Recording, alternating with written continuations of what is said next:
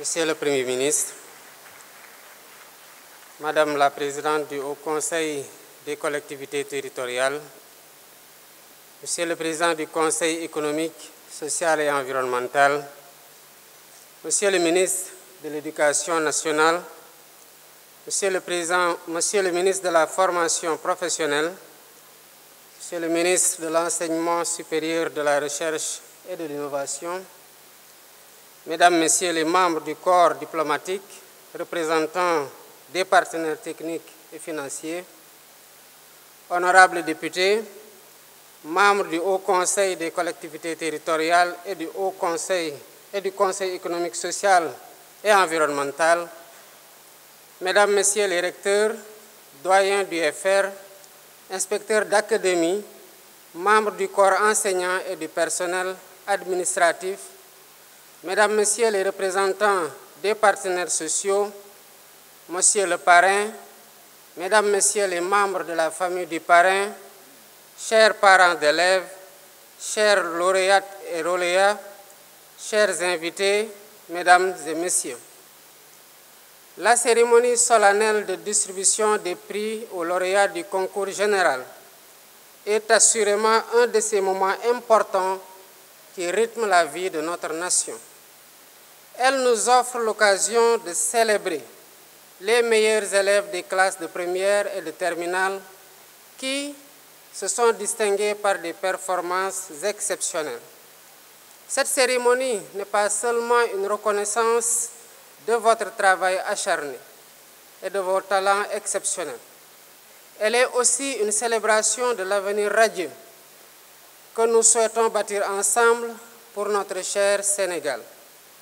Chères lauréates, chers lauréats, votre réussite est le fruit de vos efforts, de l'accompagnement de vos familles, de l'engagement sans faille de vos enseignants. Nous vous donnons aujourd'hui un exemple en vous portant en triomphe, car vous représentez ce que le système éducatif a de meilleur à offrir. Venus d'horizons divers et de couches sociales diverses, vous êtes la preuve vivante que l'excellence est à la portée de tous ceux qui portent un rêve de réussite et persévèrent dans le travail acharné pour le réaliser. En cela, l'éducation est le socle sur lequel repose toute société juste, équitable et prospère. Elle est le rempart contre l'ignorance et les inégalités et le levier de la transformation sociale. Nous devons donc garantir à chaque enfant, qu'il soit en milieu urbain ou rural, les mêmes opportunités de réussite. Pour ce faire, nous travaillons au renforcement et à la modernisation des infrastructures scolaires, mais également à la formation des enseignants et à l'amélioration des conditions d'exercice de leur noble métier avec des contenus pédagogiques pertinents et adaptés aux défis du XXIe siècle. C'est à travers une éducation de qualité que nous formons des citoyens éclairés, conscients de leurs droits et de leurs devoirs et aptes à participer pleinement au développement de notre pays. Cela témoigne de la noblesse de la fonction enseignante, qui n'a d'égal que la passion de nos enseignants pour la transmission du savoir et de l'élévation de l'esprit. Je tiens ainsi à féliciter chaleureusement tous les acteurs de l'éducation, enseignants, élèves, parents d'élèves.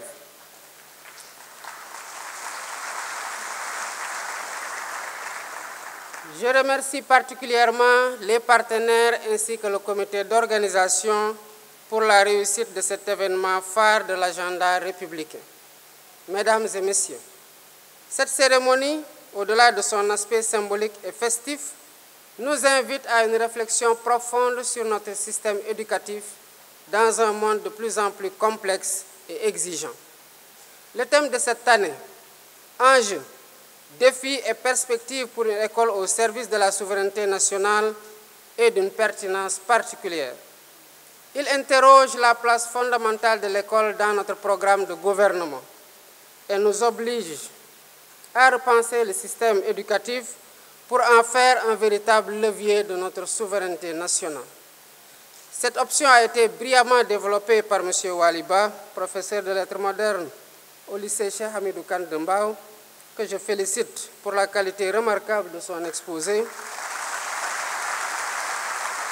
qui a fait ressortir clairement la volonté de transformation systémique de notre pays pour renforcer notre souveraineté.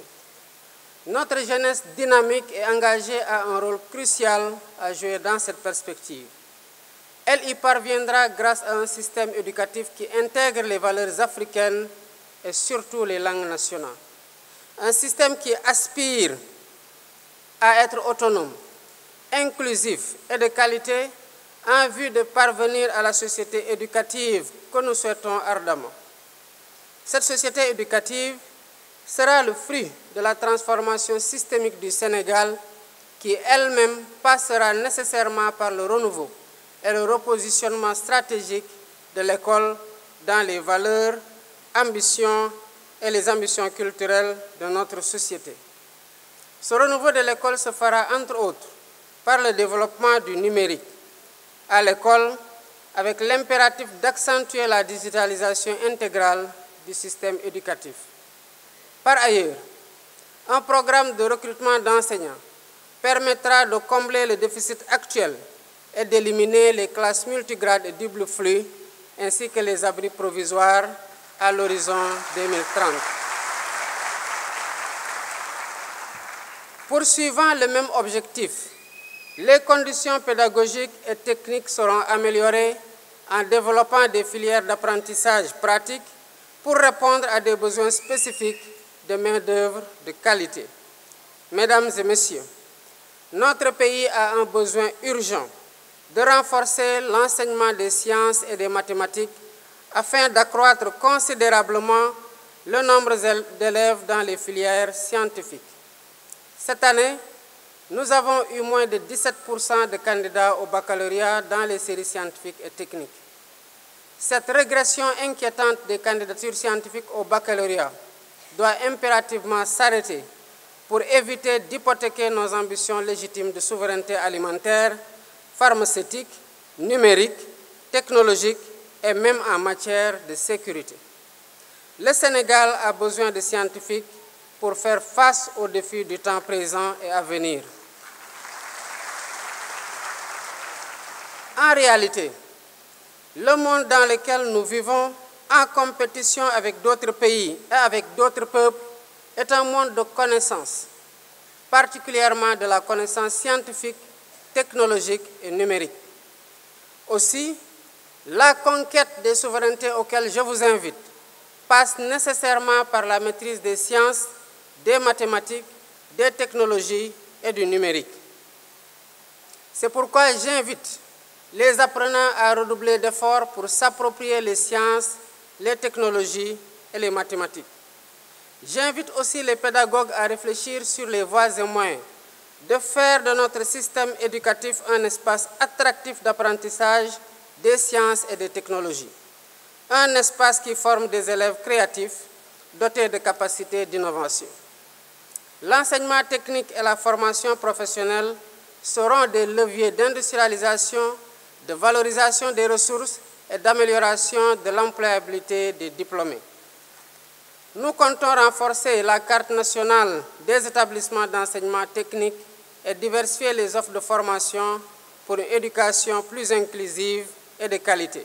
Vive le Sénégal, vive l'Afrique.